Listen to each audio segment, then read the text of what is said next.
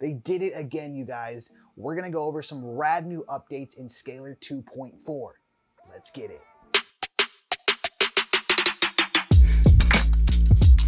Aloha gang, welcome back to the channel. I'm super pumped because over the weekend, Scalar dropped some fixes and updates to their brand new version of Scalar 2. Check them out here. Yeah, it's alive. For time's sake, I'm going to highlight just some of my favorite ones, but I encourage you guys to click around and sort of explore on your own as well. Really quick before we start, I just want to say aloha to all the new members to the channel. I created this channel to help producers grow their mixing and production skill. I feel like we're building something really special here. So if you guys like videos on music production, hit that little thumbs up and let's jump on into it. All right, if you guys are new to Scalar and you haven't picked it up yet, please use the link in my description box. It helps out the channel huge and it doesn't cost you a thing. All right, let's check out some of these new features. Now, the first one that I absolutely love is this common progressions that they added to the song section here. And it basically exactly what it says. It's going to give you chord progressions that you have heard 1,000 times in all of our favorite hit songs.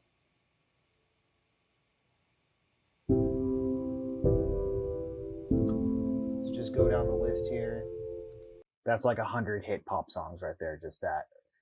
So this is a great jumping off point to come up with familiar chord progressions and familiar melodies. So the second feature that they added that I absolutely love is new performances within the bass and sequences. So before, when you came down here to expressions, it stopped at melodies, but they added a whole new section called sequences. And they have basic sequences and then the second drop down right here. But let's go ahead and take a listen.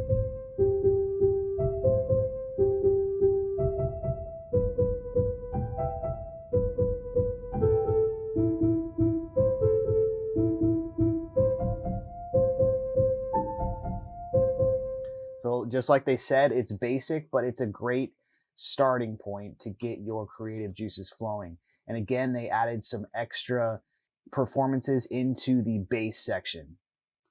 Moving on, come back here to the song section. They added 2 new styles. The first one being EDM. Turn this off so you can just hear the chords.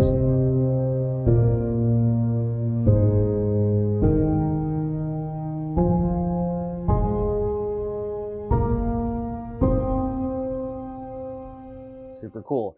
And even though they label them EDM or, you know, blues or whatever, it's good to go and check out all the different chord progressions that you can find in these drop downs, because you can translate those into any genre that you want. And the second one that they added was metal.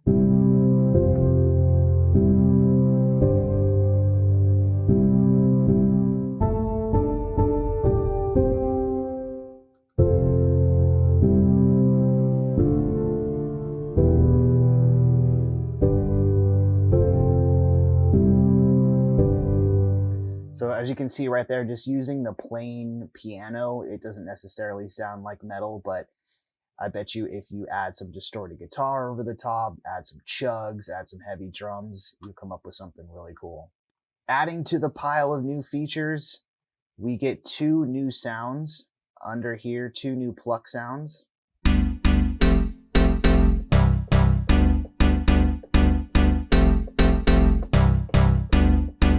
And it's good to see this, that they're always adding to these preset sounds, because not only is it a chord builder, but it also becomes a VST synth as well. And finally, another highlight of the new update 2.4 is the ability to change the binding of our keyboard and MIDI controller.